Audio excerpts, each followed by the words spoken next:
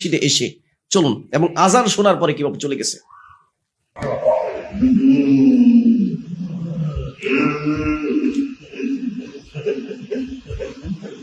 আমার শরীর পশম দাঁড়িয়ে গেছে, আমিও দেখতেছি প্রথম,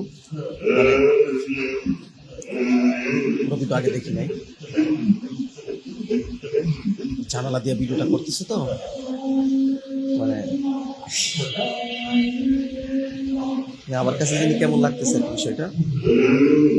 তার আওয়াজটা কিন্তু অন্যরকম, কিছুক্ষণ পর পর আওয়াজটা ভয়ঙ্কর আকার ধারণ করে।